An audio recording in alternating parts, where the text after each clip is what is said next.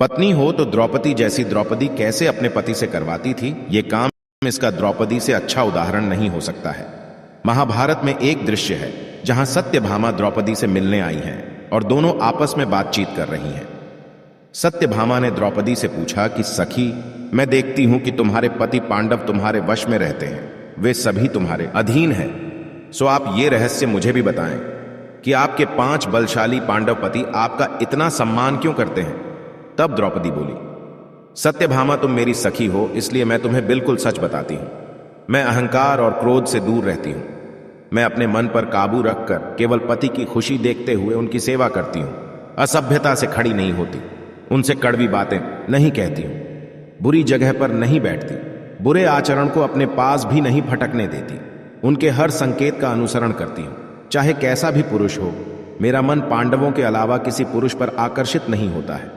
पतियों के भोजन किए बिना मैं भोजन नहीं करती हूं, उनके नहाए बिना मैं नहीं नहाती। जब जब पति घर आते हैं तो मैं खड़ी होकर आसन और जल देकर उन सत्कार करती हूं। मैं बातचीत में किसी का तिरस्कार नहीं करती, समय पर भोजन बनाती हूं और सभी को प्रेम से खिलाती हूं। मेरे पति जिस चीज को नहीं खाते, नहीं पीते, सेवन नहीं करते हैं, उनसे मैं भी दूर रहती हूं। मेरी सास ने मुझे जो भी धर्म बताए हैं मैं उनका पालन करती हूं। विपरीत समय में अपने पति का हर संभव सहयोग करती हूं। रिश्ता कोई भी हो, करें पूरा विश्वास। कहते हैं किसी भी रिश्ते की बुनियाद विश्वास होता है। द्रौपदी का चित्रण हमें महाभारत में एक ऐसी पत्नी के रूप में मिलता है जो हर परिस्थिति में अपने पति पांडवों पर आंख मूंद कर विश्वास करती है। फिर चाहे पति द्वारा दांव पर लगाया जाना हो या जयद्रथ द्वारा अपहरण या कीचक का बुरी नजर डालना, द्रौपदी ने कभी अपना विश्वास नहीं डगमगाने दिया। एक बार की बात है, पांडव द्रौपदी को आश्रम में अकेला छोड़कर धौम्य ऋषि के आश्रम चले गए थे। उस समय सिंधु देश का राजा जयद्रथ विवाह की इच्छा से शाल्व देश जा रहा था। जयद्रथ और उसकी सेना उस समय धौम्य ऋषि के आश्रम के पास से गुजरे। जयद्रथ की नजर आश्रम के बाहर अकेली खडेढ़ी द्रौपदी पर पड़ी अच गई। वह उस पर मोहित हो गया। उसने द्रौपदी के पास जाकर पूछा, हे सुंदरी, तुम कौन हो? तुम्हारा पति कौन है? या तुम कोई दिव्य कन्या हो? जब द्रौपदी ने अपना परिचय दिया और कहा कि मैं महाराज द्रुपद की पुत्री कृष्णा हूं और मेरे पति पांडव हैं, यह सुनकर जयद्रथ बोला कि उन पांडवों के पास कुछ भी नहीं है, वे अब वनवासी हो गए हैं। तुम मुझसे विवाह कर लो और महलों का सुख भोगो। द्रौपदी ने उसे धिक्कार और कहा, वीर होकर ओछी बात करते हो, तुम्हें लज्जा नहीं आती?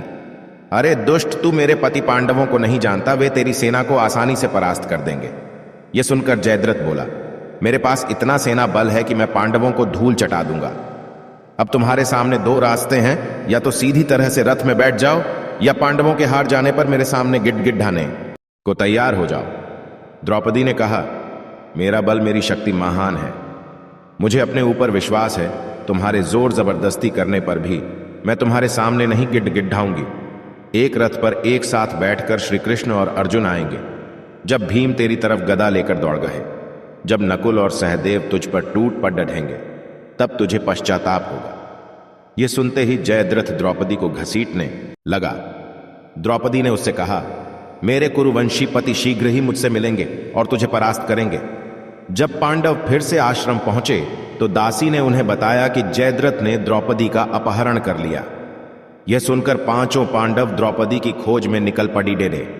जब उन्होंने द्रौपदी को जयद्रथ के रथ पर बैठे देखा तो वे आग बबूला हो गए। उन्होंने जयद्रथ और उसकी सेना पर आक्रमण कर दिया। सारी सेना डर कर भाग गई। अपनी सेना का यह हाल देखकर जयद्रथ ने द्रौपदी को रथ